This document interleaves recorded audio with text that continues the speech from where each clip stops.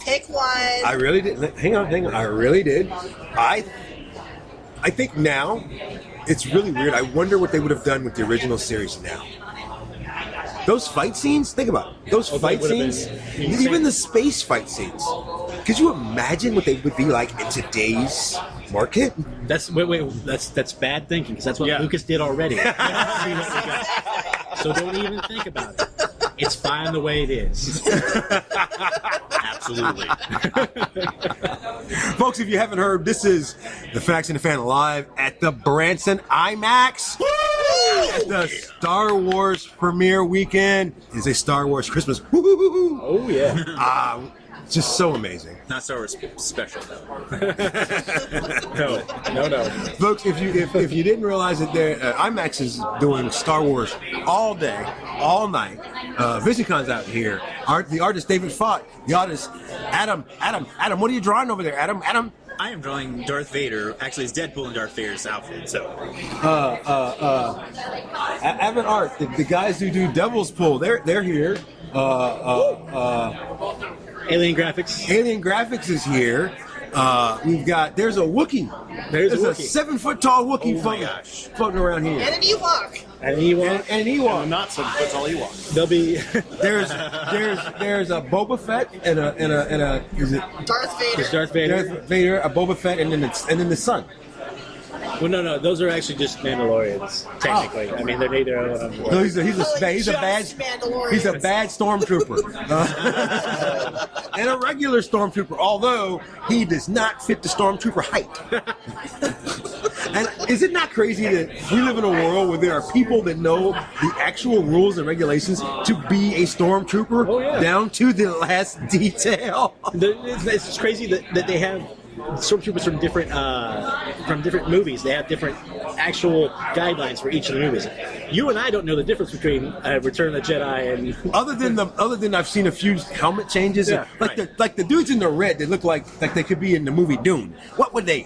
Okay, because they look like priests. Well, and they were in the prequels too. They were just in a different color.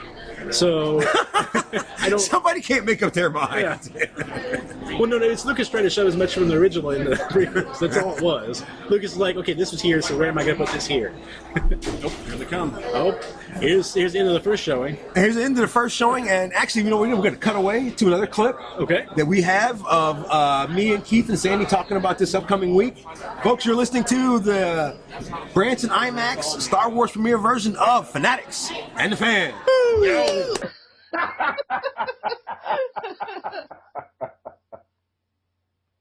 Well, folks, this is a pre-recorded message from Fanatics and the Fan. As you're listening to this, you're probably either standing in line waiting for Star Wars, have seen Star Wars and are standing in line to see it for a second time. You were within earshot of me and you decided to come on by and sign up for an Xbox One, or you've been to see Star Wars like 3 or 4 times now and you're sitting at home wishing you can go see Star Wars again. Well, guess what? It's a Star Wars weekend! Woo! I tell you, it's all good. Keith, Well, unless how long have we waited for this? I know how long I've waited for this. since the end of episode 3, and yes, I went there. Okay, I'm sorry. I didn't exactly hate the prequels, but now I've been waiting for a movie like this since at least 1983. Jedi. Yeah, at least 1983. So. You and I were talking earlier, Keith, and the vote is still out on this, and I believe I'm right. I believe this will be the next big movie. This will. I think. How would I disagree with that? That is. Look, as far as the number one movie of all time. Okay. Now that you've clarified, be it. Yeah. And you and I are both longtime Star Wars fans. Mm-hmm. I look forward to it. I just wow. It's hard not to be a fan. I've been a fan at least since I was 10. So it's hard not to be a fan. Sandy,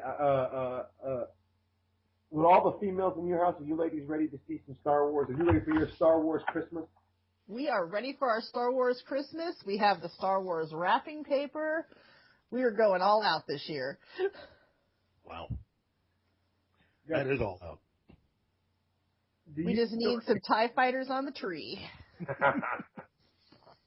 Keith, do you feel like the controversy that's been surrounding this movie and has hurt it in any way? I don't know of any controversy that you're talking about unless you're talking about how Fox has basically been kind of stalking in a very unhealthy, kind of a really bad X way. So, well, when the first trailer hit, there was a lot of racial tension about this movie. I don't think that so-called tension was as much as a lot of people made it out to be. I'm not saying it didn't exist, but well, I it think caused some there changes. was. We know that. Yeah, but well, you know what? I think anybody that happened to catch 60 Minutes from Sunday, and if you have AT&T or any other service like that, you could probably jump back and watch that. They had a really nice interview with J.J. Abrams and talking about the production and everything else, and this kind of sort of came up. And again, it's just those particular fans who decided to express themselves about Finn and about Michael B. Jordan in Fantastic Four. You know, these are not people that you want to hang around anyway. I don't think they're really true fans because they just don't get it. I don't understand that mindset, which is the reason why I didn't think it was that big of a deal. I don't think John Boyega is really worried about it. And, of course, Michael B. Jordan's definitely not worried about it. So, you know, again, it just says something about certain people that just can't deal. But I think real Star Wars fans, it doesn't mean anything. So. And Steve, being a mother of two females and a female-run household, how are you ladies contending with your Star Wars Christmas? I am actually the big Star Wars fan. I've been in it since 1977, saw it in the theater for the first time then. Let me guess, you were 3, right? I wish. I was 8. The girls are humoring me. They're not as big as Star Wars fans, but they're definitely excited about this one because it goes back, I think, to the good against evil, like the first 3. Yeah. I think the prequels kind of lost something with all the computer graphics. It kind of lost the story. I was actually, my problem with the prequels was it seemed like there was literally no changes to the script. It was the same script that was originally written in the 70s. It was like no differences. God, it was. What do you mean by same script? It was like the script was written in 1977. Is what it felt like to me. They spent a lot of time going over, this is young Darth Vader, this is how Darth Vader came about, this is how he changed, but it kind of lost that good against evil vibe. I mean... Well, you know what? This is part of what I meant earlier.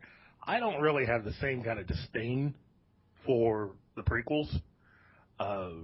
In fact, had it not been for Ron Howard's interview where he actually talked about the fact that there was an attempt made to actually bring him and Steven Spielberg and others to actually direct those films, nobody would have known about the additional work put in and some of the ways that the prequels would have probably have been different. It was because that Lucas just was having a bit of a tiff with the DGA that it scared off a lot of the professional directors that would have taken on Star Wars at that point. So, you know, if you don't have the support of the union, nobody's going to want to direct your movie, including Steven Spielberg, who also was looking at attempting to do it. I don't blame them. I can see why Lucas felt the way that he felt, and I wish, though, he had kept in some of the stuff from his script that was originally written in it. You know, a darker version of Anakin that you would have seen when he was younger. I think that kind of hurt a little bit, but, you know. We got a bad A version of Obi-Wan, though. I mean, that's what I really like about the prequels. Yeah. And Sandy, that I was going to ask you this earlier this week, and I never got a chance to do this. There was a scene in the prequels. There's a series of stuff, and it's when Anakin decimates what they call the younglings. What they call them? Oh. You mean Episode 3? That's rough. Am I right? That was rough. I don't know. It shows how he was becoming evil, but I'm not necessarily sure how that added to the story other than seeing children being slaughtered at that point. I think what it was meant to show was how far he had gone. Right. It showed how he had become evil. Yeah. I think from the struggle, from struggling between what Palpatine and how Palpatine treated him versus how he felt about the rest of the Jedi, and then also about Obi-Wan. Again, this is one of those situations, I think, overall script-wise, I think if Lucas had just had the script to worry about, and if he had been able to get back to doing what he had done for the previous 3 films, I think he would have had a much better film, you know? But trying to balance directing with new technology, CGI and all that stuff, it made it difficult. Now, I'm not saying he didn't I'm not saying that these movies were all that. They had problems. Oh. But I'm also not going to crucify it, you know? That was the nicest thing you've ever said about anybody. No, I mean, no, it's coming from someone that's actually worked on films before. A lot of people forget how difficult it is when you're dealing with new technology. There's a lot of things that went on in making those films because of the type of technology they were using. You know, it's easy for people to forget that when you're dealing with something new, it also takes time. You know, shooting Avatar was difficult. You know, given the cameras that were designed for that movie and how long it took to actually make. Using IMAX cameras to make regular films is difficult. So it's all difficult. Then to go to a planet, find some blue people, and set up a camera. Come on. It couldn't have been that hard. Yeah, well, I know you're kidding. It's just that, no, it's difficult. It's very difficult and time-consuming. But it's difficult, but Avatar still had that ultimate good against evil storyline. Well, Avatar didn't get out of that nice either. In fact, Avatar was just as maligned as the 3 prequels, if not worse. I know writers that savaged the heck out of the script of Avatar. I mean, savaged it. I have zero complaints. It was what I would consider as a rated G version of a good movie. But I still think it was very good. I enjoyed the movie. Well, a lot of people enjoyed it, but it didn't stop, critics and certain people out there from savaging the heck out of the really simplistic story. Yeah. Oh God.